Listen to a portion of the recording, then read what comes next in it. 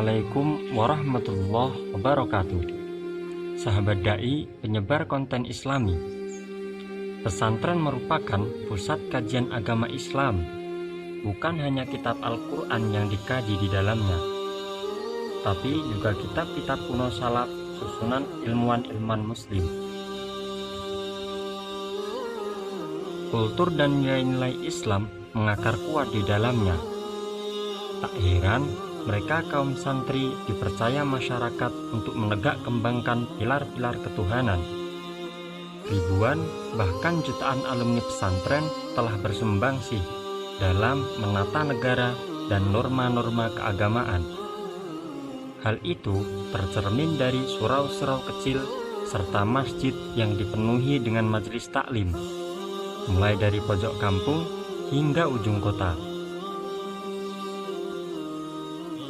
Dikenal sebagai pusat peradaban Islam di Indonesia, tahukah Anda bahwa pesantren masih mempertahankan metode-metode salaf kuno dalam belajar mereka, yaitu bertatap muka, menulis, dan mencatat keterangan makna dari sang kiai tanpa menggunakan laptop, Android, dan elektronik yang lain. Hanya berbekal kitab dan seuntai pena. Meski demikian, ada beberapa kitab pesantren yang dijadikan kurikulum baku dan hampir bisa dijumpai di seluruh pesantren karena dianggap membawa keberkahan dan keistimewaan tersendiri bagi yang mampu menghafal dan paham isinya. Yang pertama ada kitab Ad-Jurumiyah. Kitab ini dikarang oleh ilmuwan muslim ternama. Beliau bernama Abu Abdillah Muhammad bin Dawud As-Sunhaji, atau lebih dikenal sebagai Ibnu Ad-Jurum. Ad-Jurum sendiri artinya ahli ibadah yang sufi. Beliau lahir pada tahun 627 Hijriah, tepatnya di kota Maroko, dan dibesarkan di sana pula. Di balik kitab Jurumiyah ini terselip kisah indah, yaitu ketika beliau selesai mengarang kitab di depan Ka'bah, ia menjatuhkan kitab karangannya di laut. Seraya berkata, "Bila dalam mengarang kitab ini saya ikhlas karena Allah, maka kitab ini tidak akan basah." Akhirnya dilemparlah kitab itu, dan subhanallah, kitab itu tidak basah. Keikhlasan tersebut tertancap kuat dan terbukti hingga saat ini. Kitab itu masih dikaji dan dipelajari oleh para santri juga muslimin pada umumnya di seluruh penjuru dunia. Cerita ini saya kutip dalam Hasyiah Al-Hamidi. Yang kedua ada kitab Alfiyah Ibnu Malik. Kitab ini sangat fenomenal. Bisa dipastikan seluruh pesantren-pesantren besar menggunakan kitab ini sebagai kurikulum, terutama pesantren-pesantren yang beraliran salaf. Kitab ini dikarang oleh sastrawan kondang dari negeri Andalusia, atau yang saat ini lebih dikenal sebagai Spanyol. Beliau bernama Jamaluddin Muhammad bin Muhammad Ibnu Malik. Kitab ini lebih ringkas dan enak difaham dibandingkan dengan Alfiyah Ibnu Mu'ti. Ibnu Malik mempunyai guru yang sangat hebat. Beliau bernama Ibnu Mu'ti. Dan kitab Alfiyah merupakan ringkasan dari kitab Al-Kafiyah. Dalam pesantren, kitab ini adalah kitab yang paling diidolakan. Sebuah kebanggaan tersendiri bila mampu menghafal kitab yang berjumlah 1002 nadom ini.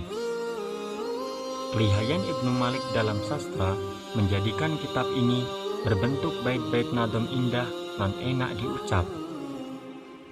Kitab ini juga menorehkan kebahagiaan dan keasyikan tersendiri di raut muka kaum santri. Dengan alat seadanya, para santri menggemakan nadom ini bersama-sama, yang tentunya menambah suasana menjadi seru. Sahabat dai, ada yang menarik loh dari kitab ini. Jadi memang kitab ini berjumlah 1002 nadom. Tapi sebenarnya Ibnu Malik menghendaki untuk membuat 1000 nadom saja. Begini kisahnya. Dulu ketika Ibnu Malik sudah mengarang dan menyusun kitab ini dalam hatinya, tiba-tiba terbesit dalam hatinya rasa sombong.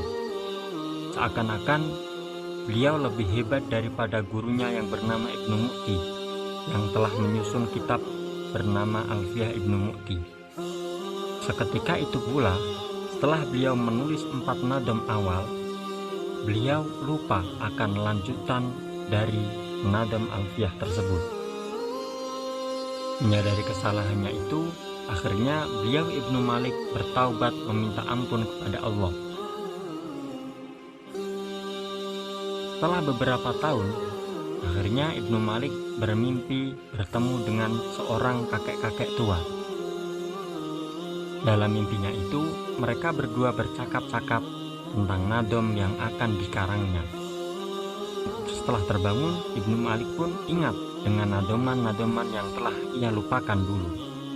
Jadi 4 nadom yang sudah ditulis dulu diteruskan kembali dengan tambahan nadom yang berbunyi letak tadi ridon biwiri sukhti fa'iqatan alfiyah tabni mu'ti bahwa bisabken haizun tafdila mustaujibun sana yal jamila. Jadi itulah kisah tentang Alfiyah Ibnu Malik. Yang ketiga adalah kitab Sofatus Zubat, atau yang lebih dikenal dengan nadom Zubat. Kitab ini berbentuk nadom yang berjumlah 1080 bait. Kitab ini dikarang oleh ilmuwan kelas atas. Beliau adalah Ibnu Ruslan yang wafat pada tahun 844 Hijriah. Dulu ketika beliau sudah mengarang kitab ini, beliau membuangnya di laut. Seraya berucap, kalau memang kitab yang saya karang ini liwajhillah, untuk mencari ridha Allah, pastilah kitab ini akan juga diselamatkan oleh Allah. Selang beberapa tahun, kitab ini ditemukan oleh seorang nelayan. Nelayan pun memberitahu kepada ulama setempat bahwasanya ia menemukan kitab tersebut. Betapa kaget dan tercengang ulama yang berada di wilayah situ. Betapa indahnya untayan-untayan nadom yang dikarang oleh Ibnu Ruslan itu. Dan hingga saat ini, banyak sekali pesantren yang mengkaji kitab ini. Itulah tadi sahabat dai, beberapa kisah cuplikan menarik dari kisah kitab-kitab keramat yang paling banyak dikaji pesantren. Sekian, Assalamualaikum warahmatullahi wabarakatuh.